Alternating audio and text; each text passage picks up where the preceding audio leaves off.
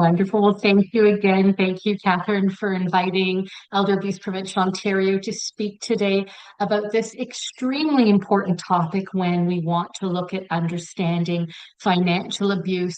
And of course, as always, I just want to touch near the end again on some frauds and scams, as we always want to keep that information very current and relevant for everybody. Happy Tuesday. It's Tuesday, the day after a long weekend. Hope everybody enjoyed. We were definitely very blessed to have some nice sunshine, so feels like we're going to have hopefully a beautiful summer ahead of us. My name is Mary Shakuri with Elder Abuse Prevention Ontario, and today we're going to be looking at a few of the definitions and meanings when we speak about what is financial abuse, some case studies to get us thinking about what that can look like and how it can affect us in different ways, some strategies to be able to respond, and of course, to identify what may look and feel like when somebody is being financially abusive. So really important information today. As I always say, as we get older, we have to take care of ourselves. We have to take care of ourselves physically, mentally, and we have to take care of ourselves financially. It is extremely important. And I'm here to say to everybody, there's nothing wrong with protecting our finances. They're extremely important to us, and we need to be very mindful of, I always say, what's coming into the bank account, but what's also going out, that these are only authorized transactions that we authorize to happen. When we speak about financial abuse, we understand that this is an improper conduct. Now, this can be done with or without the informed consent of the older adult. What that means is it results in a monetary or personal gain to the financial abuser and a monetary or personal loss to the older adult. So people say, well, what do you mean I gave consent? If I gave consent, how can it be financial abuse? Well, let's look at an example. I asked my daughter to go to the grocery store for me. I gave her my debit card and I said, since you're going, would you pick up a few things for me? Of course, she agreed. She said, no problem. Now, what I didn't agree to have her do was not only tap the debit card for my items, but then begin to tap it perhaps for hers as well.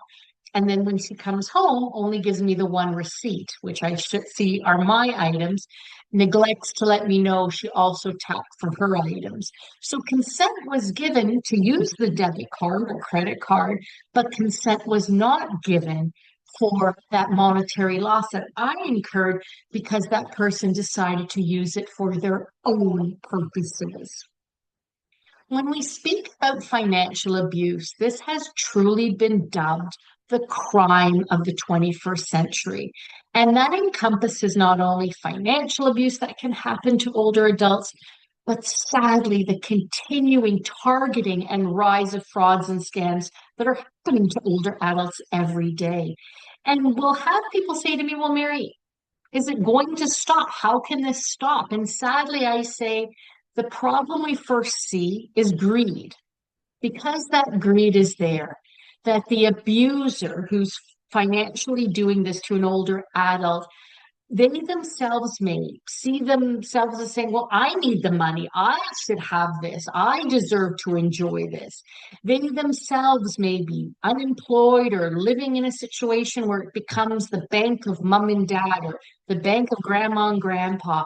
We see many times an abuser who they themselves can suffer from addictions, mental illness, and these abuses sadly continue to cause that greed to fuel the financial abuse that's happening.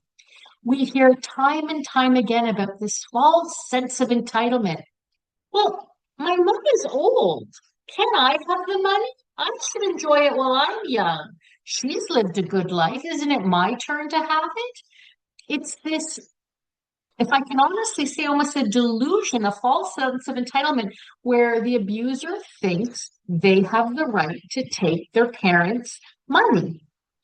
We also sadly see that opportunity where an abuser may know the health and wellness and the financial state of the older adults, and that gives them sadly that opportunity to have access to their funds or to their property.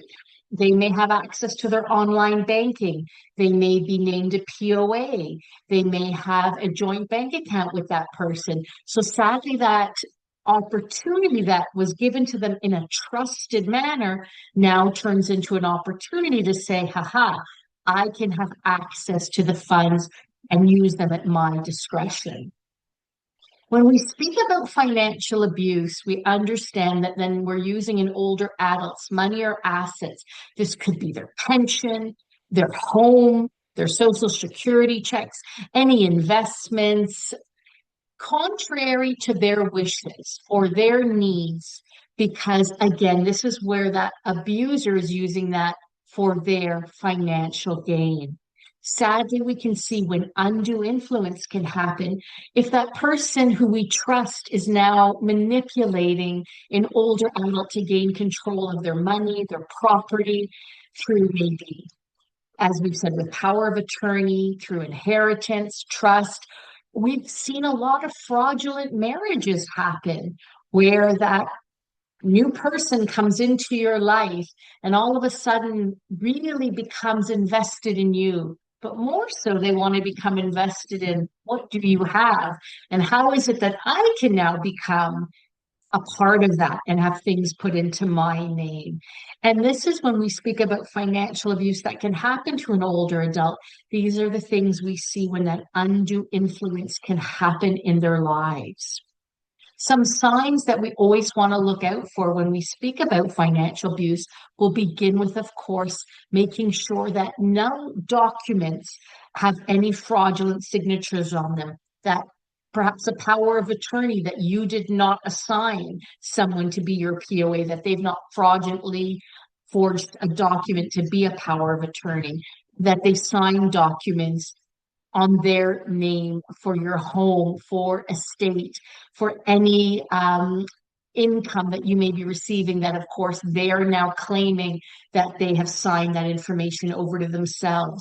Unpaid bills, meaning you've trusted someone to make utility bill payments, payments for maybe the mortgage, property taxes, any type of bill payments, but yet 3 months later you get a notice saying, we haven't received any payments, we're going to cut off the electricity, or the bank is saying we may need to foreclose on your home, no mortgage payments have been made. So that money that you trusted that person to make those payments for has used that money sadly for their own financial gain. Sadly, we continue to see the misuse of power of attorney for property.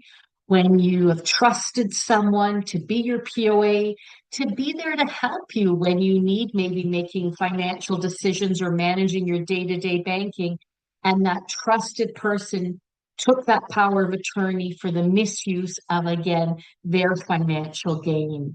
Also, if there's been a sudden change in an older adult's spending, where now they're told no longer to spend their money because that abuser is taking control over that.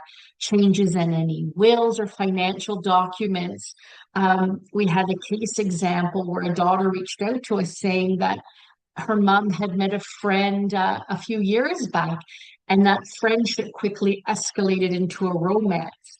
That romance that escalated very quickly to that person removing the daughter from all documents, and him now saying, I'm in charge of everything. And as the mother came forward to say, yes, she was under duress to make all these changes because that person was becoming very abusive in her life. So just things we always want to be on the lookout for to understand what are some of those signs and what it can look like if somebody is being financially abused. The perpetrators in our lives can be our own intimate partners, spouses, significant others, that new person we've met that we hoped we were meeting for the right reasons, but sadly they're there only for financial gain. We see family members who take advantage. Right now we're looking at a situation, as we know, real estate is extremely expensive, not easy for people to get into the market maybe for the first time, or people are losing, God forbid, their homes. And they look and say, well, mom's got a paid home or mom's got some assets. How do I get my hands on this property? We see friends who sadly, again, look at the advantage. How can I take advantage because I know my friend has property or assets? How could I become involved and convince them to leave or put everything into my name?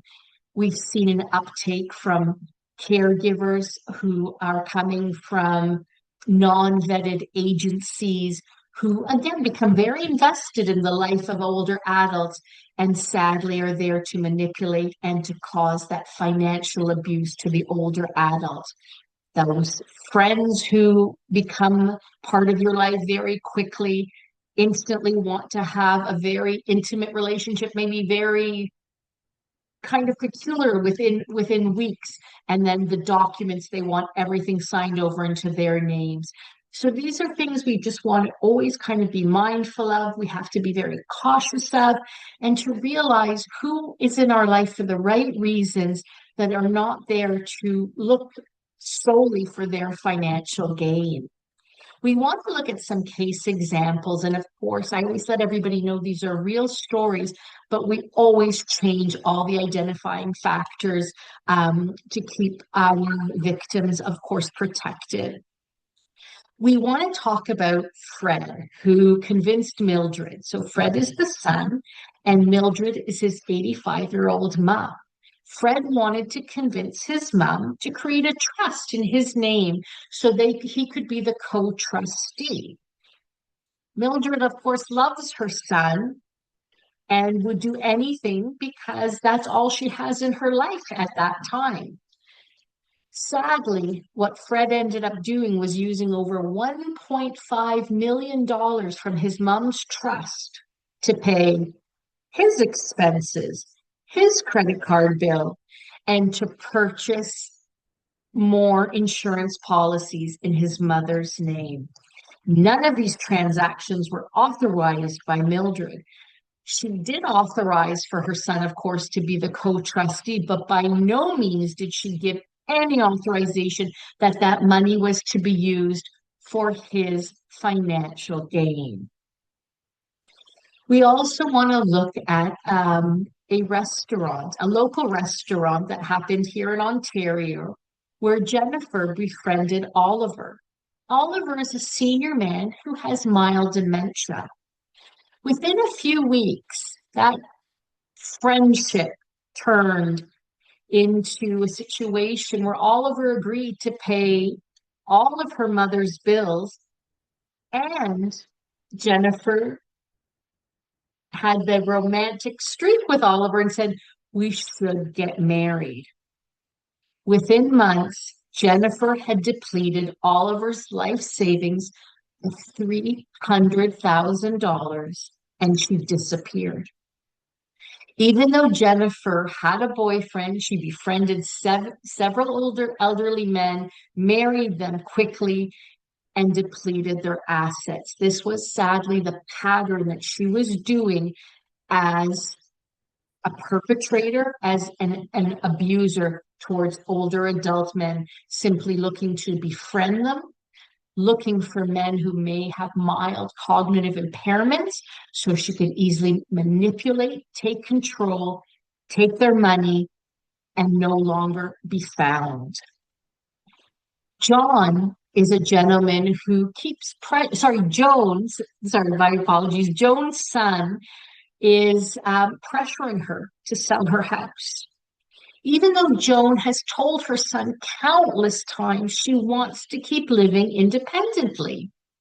Recently, he even forged her signature on the documents to sell the home because he wants that property. He wants the assets from it. And sadly, Joan doesn't know what to do.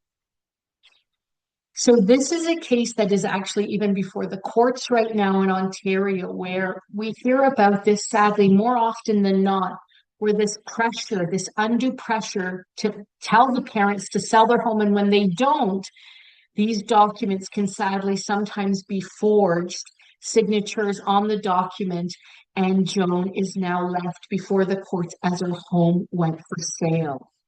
Our last just scenario, just to give some last case example, is where Suk Yin's niece came to live with her. And at the time, Suk Yin felt really comfortable about having her niece come live with her because it was nice to have the company, it was nice to be with a family member, and she had agreed to help pay some of the rent. So that was really going to help Suk Yin, financially. Sadly, as her niece moved in, she made it very clear to her that she cannot pay the rent and she will be living there free of charge. Suk Yin now feels at a standstill with, well, what do I do? Because if I ask her to leave, what will the family say? Will they blame me? Am I doing the right thing? So she feels very helpless and worried because she feels that this is her fault for allowing her niece to come live with her. And now the niece is taking control over her life and not paying any bills, but continuing to live rent free. These are just some of the case examples we hear and see and sadly work with every day with Elder Abuse Prevention Ontario. And some of these case examples, I can maybe imagine some of you are kind of shaking your head and saying, yeah, I've heard something like that, or I know somebody who's going through something similar. I was worried that something like that could even happen to me. So I want to be able to protect myself to ensure I don't become a victim of financial abuse.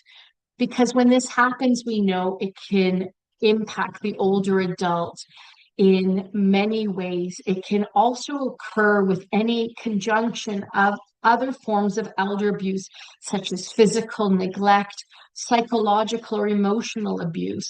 Sadly, we see self-neglect can become the outcome many times of that financial loss that can happen to an older adult. And this can be co-occurring in forms which make it easier to commit financial exploitation to the older adults. We always want to be able to know the signs to protect ourselves from a situation where financial abuse could arise. So to always, look at, as we always say, if someone is taking the older adult's money by force, by using a debit card, credit card, their banking information, or selling their property or valuables. The intention of saying, mom or dad, could I just borrow that money and I promise to pay it back? And weeks, months, or even years go by, and that money is never paid back. Denying an older adult to services of care that they may need, because again, that abuser does not want to be found out about that financial abuse that is happening and perhaps any other form of elder abuse that could be occurring. Giving away or selling the older adult's property or permission or possessions without their permission. We're working with a gentleman who sadly this occurred when he was in hospital for a 6-week stay for a knee replacement and came home to sadly almost a vacant home because his adult children had gone in and sold off everything. Not an easy situation as you can imagine for someone who had to come back and walk into that and this happening from his own family members. Always ensure when looking at our finances that our pension checks, any government, funding that we're to receive, any rebates, anything that's happening is coming into our bank account and that is not being given to anybody without our permission. That misuse of bank cards or credit cards, that nobody has the right to use that card without your authorization and only for the purchases that you authorized. There was forging of signatures to ensure you've protected your home, you've protected your assets, that nobody is signing any documents without your authority. The unauthorized sale of our homes or any family heirlooms, that we have that power of attorney with only someone we trust who would only use it for our best considerations, not for but anybody's financial gains. And that threats to harm if property or money is not provided, where I'm not coming to see you anymore. I'm not taking you to the doctor's appointment. Or if you don't sell the property, things are going to escalate sadly for you. That is that undue pressure, that coercion that can happen to an older adult if financial abuse is the goal, sadly, of that abuser. We've talked about looking at those changes to those legal documents, the powers of attorneys, joint bank accounts, any type of deed for property or title transfers for homes or automobiles. That change that someone is asking you to put in a living trust or will, that now it will give them access to your valuables, to your estates, and to your money. We always want to look at some of those traits that can happen or tactics that an abuser may use by deceit, coercion, or intimidation to an older adult. Any type of emotional or verbal abuse, that, empty promise of lifelong care where, you know what, mom, come live with me. We're going to take care of you. And then that decision where now we've sold our home, we've given our assets maybe to our adult children, and sadly now that promise of that lifelong care doesn't exist because maybe they don't have a space in the home for you anymore. And now they tell you, we don't have, something ready. Just keep renting a place. We'll let you know. We're going to get that basement suite finished for you. Or an older adult moves in and is sadly left alone with no social interaction because the family's goal was only to take that money from them. We've seen, sadly, a situation where older adults are isolated from friends and family once they may move in with a family member because, again, that abuser never wants to be found out of that financial abuse and what could be happening. I know we've talked a little bit about powers of attorney, and this is sometimes, I always say, a topic where it does require a little bit of a deeper dive, but we just want to go sort of high level information when we speak about the power of attorney for property to understand that this is the POA, that when we assign someone as our power of attorney for property, that this is giving them at the time before, if you can decide if you'd like to give it to them immediately or only in the event that you become incapable of making decisions, where that POA really has that access to your banking information, all your assets, your home, your vehicle, even your pets. So anything of value falls under the power of attorney for property. So the most important thing is to say, who do I trust? Who do I assign as my POA for property that will not misuse that POA for their financial gain?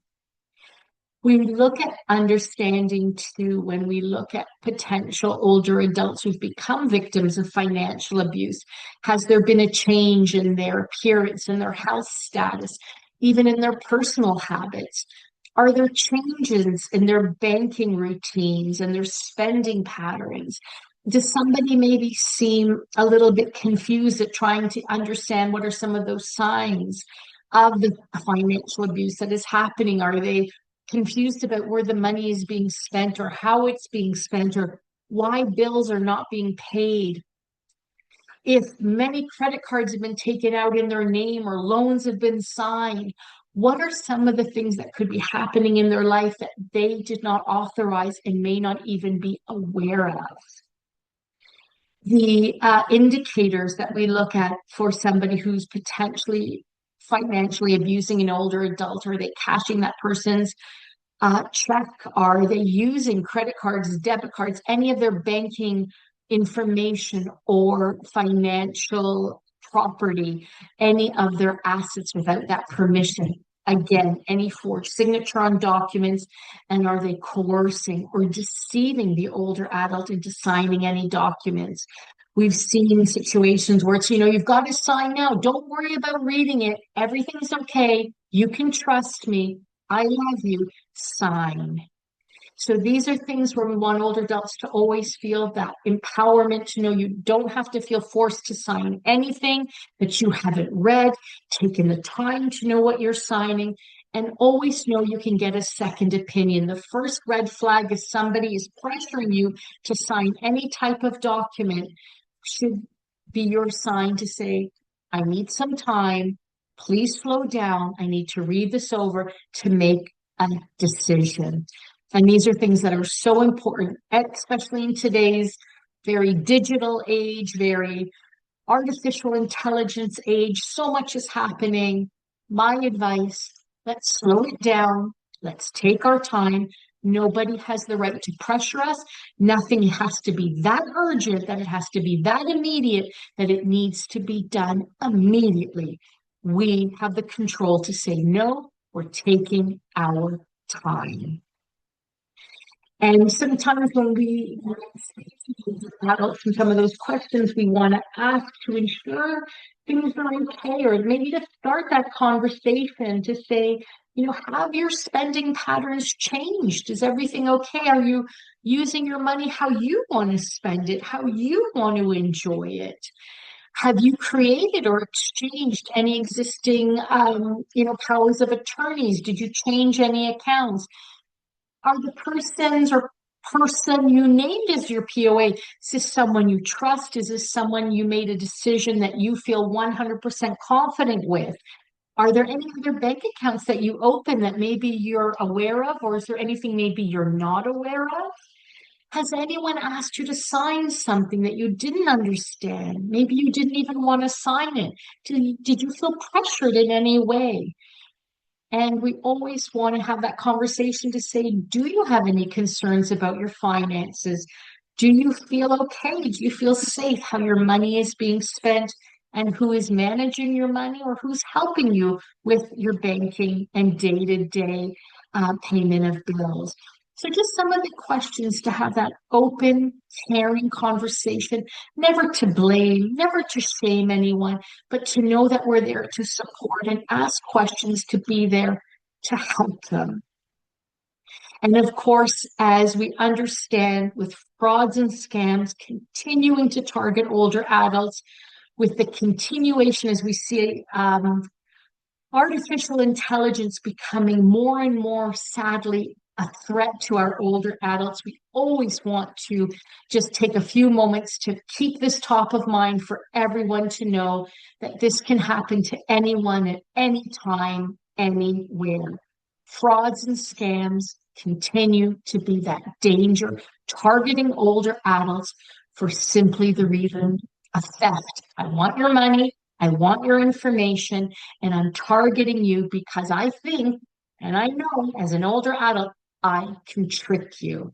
And so to always be very cautious of every phone call that comes in, every email, anything that tells you tap here, click here, link here. What are we looking at? Let's take a moment, never make a decision so irrationally and just say, oh, it's free money. I'll make everybody laugh quickly. A friend of mine said to me the other day, oh, I saw something on Facebook where if you sign up for this type of insurance, they give you money. And I said, hold on. I said, who's giving you money? He said, Facebook? I said, my friend, I said, what do you mean? Earth is just handing out money today. And then she took a moment and she said, you're right, it did sound too good to be true. And I said, because it's probably a scam. And she said, but it's on Facebook. I said, regardless that it's on Facebook or not, sadly today, even Facebook can't control the content that is constantly coming out. There was a scam, and it sadly continues to happen with our Prime Minister, Mark Carney. Now, it wasn't Prime Minister Carney, but it was an AI video of him saying, invest in this Canada fund. You're going to be secure. You're going to make all this money. Thousands of people believed it because the video they watched was of our prime minister. Sadly, it was an AI video taking you to a false link. People lost millions of dollars. That video has been taken down, but again, we've been hearing it's been resurfaced in another form, in another scam. So we've just got to be so cautious of everything we hear and we see, to be careful of any type of get rich quick or sign up here or too good to be true deal or limited time offer. Any phone call with any pressure telling you quickly somebody's in trouble, you need to send money. Take a moment, take a deep breath, take your time. Never, ever feel pressure that anyone on that other end of the phone who you don't know, you can't see them, hang up on them, reach out to a family member, call even seniors, Crime Stoppers who are 24 hours a day, 7 days a week. Know there's always support. Never feel you have that urgency to send somebody money who you've never met, you've never seen, and is trying to scare you with any type of emergency. Investment, to be very cautious. We all would love to, invest and have triple the return on our money, but sadly, let's be very cautious of what's happening out there. Only invest with reputable companies, reputable financial advisors, and nothing that maybe, I'll be honest, if you see it on Facebook or any other type of social media, maybe take a step back. I caution you and say, I don't believe that this is a true investment whatsoever. Always, we say, be mindful of what we're sharing. Yes, we can take pictures of our food and post it on Facebook, but to be cautious of very important information that we never want to post online or give to somebody over the phone if we don't know who we're speaking to. Always be cautious of anybody trying to pressure you, anybody trying to show up at your front door telling you there's a hole in your roof, your driveway is sinking, we're here to check your water, heater, cooler, any type of home equipment that they claim to be from the government, and they try and get access to your home and then have you perhaps sign a document. Just things we want to be mindful of. These frauds are happening every single day to older adults right across the province. Anybody calling, claiming to be the bank, asking you for personal information. Again, my friends, caution, hang up, never give information to any type of unsolicited phone call. Trust me, the bank knows your information if they're calling you. Hang up immediately, reach out to your bank directly. And always protect yourself when you're online, on your phone, on your computer, on your tablet. Cautious of any websites that look suspicious, careful of what we're clicking. We just want to remain as safe as possible every time we're using any type of technology. And if you've been a victim of a fraud, please know to gather the information as much as you can. Reach out to your credit card companies, to your bank, report it immediately, and report to your local police department as soon as possible. And to ensure that your financial institution is stopping any type of money coming out of your accounts immediately. If you suspect any mail is being redirected, reach out to Canada Post and to notify them to ensure your mail is coming directly to you. So just some tips. A lot of these, actually all of these, of course, are on our website. We always keep, as we hope, the most up-to-date information for everybody. Everything is at www.eapon.ca. We're constantly updating with new tips and new tricks to keep us safe and new fact sheets, wonderful webinars that are always free for you to join or watch at any time through our website. Many of them talking about financial abuse, frauds and scams, power of attorney. So we hope you log on to our site, come browse for a little bit, and know that that information is available anytime at your fingertips. I want to thank everyone today. I know we had a lot of information coming at once, but I wanted to try and really touch on some of those high-level pieces and keep time for us now to open up for Q&A, discussion, any stories to share. It's a safe place, and together we're here to protect each other. So thank you so, so much. And I'm just going to stop sharing for a quick second, and hopefully we'll have our recording done, and maybe we'll be able to open